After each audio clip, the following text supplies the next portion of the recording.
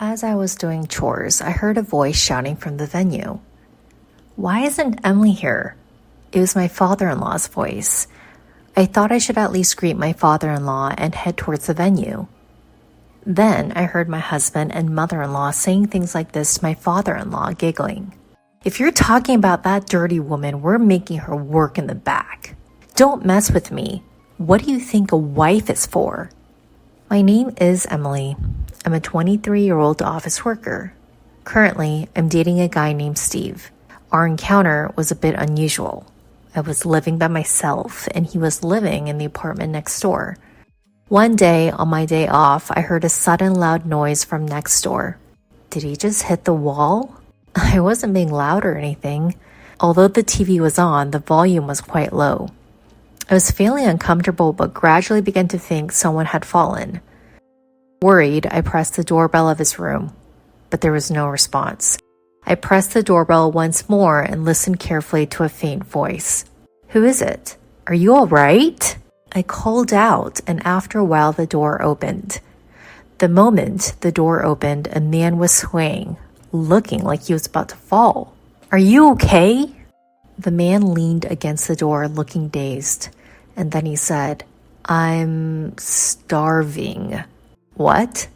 "I haven't eaten anything in days." "What?" I hurried back to my place and looked for something to eat. I took the sandwich and some tea I had saved from yesterday and went back to his room. "Here, have this if you like." Are you sure? I'd be more troubled if you starved to death." "Thank you so much." Saying that, he bit into the bread and ate it up with incredible speed. He then gulped down the tea and let out a satisfied sigh. "Thank you for the meal. I really thought I was gonna die. I'll definitely pay you back for the sandwich and tea later." "No need. It's not a big deal. More importantly, why haven't you eaten anything for so long?" "Actually, after paying tuition and rent, I ran out of money all at once." "So you're a student?" "I'm a senior in college." "You don't work part-time or anything?" "Actually, the pub where I work suddenly went out of business." "What? That's terrible." "So I didn't get paid and my life became difficult all of a sudden." "Didn't you talk to your parents?" "I didn't want to worry them." "I see. But I think you should tell them. It's dangerous if you collapse from hunger like now." "You're right. I'll be careful." Right after that, his stomach growled. "Oh." I couldn't help but laugh. "You must be really hungry." "Well, it can't be helped since you haven't eaten for days." I decided to let him eat my homemade cooking. He hesitated, but I insisted, saying it'd be a problem if he collapsed from malnutrition, so I let him eat fried rice in my room. "This is delicious. It's been a while since I had such good food." He ate like a child, eagerly and happily, which was so cute that it stirred my maternal instincts. We then introduced ourselves and exchanged contact information. I told him to contact me in case of an emergency. It seemed he found another part-time job soon after, and he was able to get a job at a restaurant with free meals. "Thanks to you, I won't starve to death." "I'm glad to hear that." Recently, when I came home from work, I'd cook a little extra and invite him over to eat together. I was always feeling lonely eating alone, so it was fun to have someone to eat with. As I was thinking about that, he suddenly made a serious face. "What's wrong?" As I asked nervously, he swallowed his saliva and said this, "Emily, would you go out with me?" "Huh?" "I know I'm just a poor college student and I'm not a good match for you, but I've fallen for you." I was taken aback by his straightforward words. The fact was that I was also attracted to him.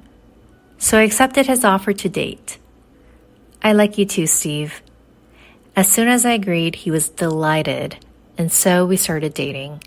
We enjoyed discussing things like whose room to hang out in since we lived next door to each other. We continued dating smoothly, and he found a job after graduating from college. We decided to move in together in a larger room when he got the job. Although we had already been practically living together, we thought it'd be better to share a larger room to reduce the rent burden for each of us. We continued dating for a while, and we got married when I was 26 and he was 25. Although we continued living in the same room we had been sharing, our lifestyle didn't change much after marriage. However, one thing changed immediately. That's about Steve's mother, who became my mother-in-law. Until now, we hadn't been involved with her at all, but after getting married, we had to interact with her more often. Even though she had never visited our home while we were living together, she started coming over quite frequently after we got married. Emily, do you even clean the room properly? Huh? Look at all this dust. I can't reach that high and I don't have time to clean there after work. What? You're talking back to your mother-in-law? You're a cheeky wife.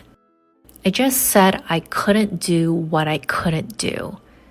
You're just full of excuses. I can't believe Steve married someone like you. My mother-in-law took every opportunity to berate me.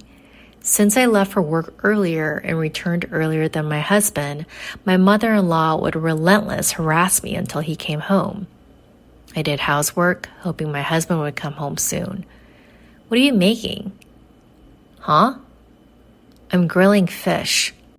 Steve won't be satisfied with that. Make a more elaborate meat dish. Mother-in-law, what are you doing? My mother-in-law threw the grilled fish I had made into the trash.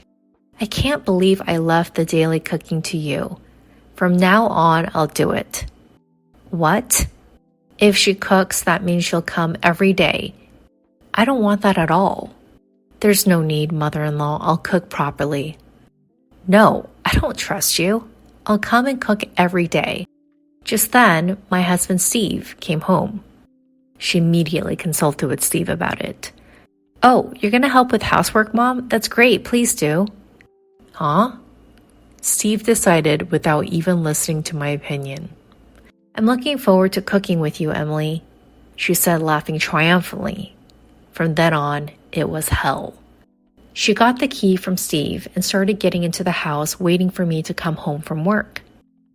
You're late. Don't just leave everything to me because I'm cooking. Start cleaning now. She forced me to do housework even when I was exhausted from work. She insisted on it even though it wasn't that dirty. She constantly watched me, and if I took a rest, she would scold me relentlessly. So I had no choice but to clean and become even more tired. She really did come every day to cook, and she even ate dinner with us. She bad-mouthed me in front of Steve, saying I was useless. Don't make trouble for Mom. He blamed me instead of reprimanding his mother. My mother-in-law could come to our house every day because her husband was working abroad. She lived by herself, so she could come to our place frequently. She started pressuring me about having a grandchild. There's nothing better than having a child. Hurry up and have one or two.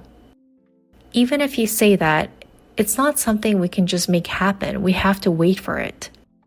Really? Young people these days always have excuses. I had Steve right after I got married. Huh? It's because you're working, that's why. What? I was a housewife, so I could have children right away. What kind of logic is that? If you properly support your husband's life, you'll have more time for making children. You're too tired from work to do it. What a thing to say. That's so cruel. I don't think that has anything to do with it. Shut up.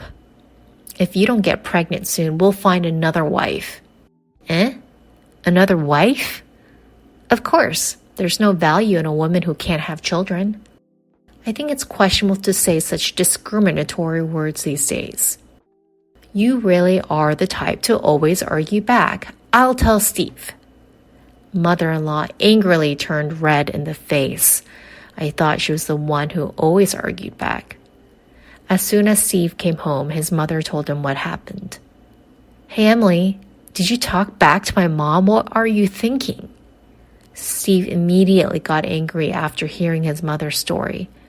It's probably your fault that we can't have children. Eh? You're saying that too? There's no way it's my fault. What nonsense are you talking about? I was getting fed up with my husband, who always sided with his mother. I thought it might be better to get a divorce. That's when my husband's grandmother, who had been hospitalized, passed away. So a funeral was held. Even though I was considering divorce, I had to attend the funeral. But my husband and his mother said, "Don't come here, prepare things in the back." I had no choice but to make tea and to do chores in the back. I thought I'd leave my husband once this was over. As I was doing the chores, I heard yelling from the venue. "Why isn't Emily here?" That was my father-in-law's voice. It seems he had returned from an overseas business trip. Well, it was his mother-in-law, so it made sense for him to come. I thought I should at least greet my father-in-law, so I headed to the venue. Then I heard my husband and mother-in-law say while smirking, "It's obvious she's not family, haha. We're making that dirty woman work in the back, haha." They even said that in front of my father-in-law. I was amazed by their unchanged behavior. Then the next moment, my father-in-law's angry voice rang out. "Are you kidding me? What do you think a wife is for?"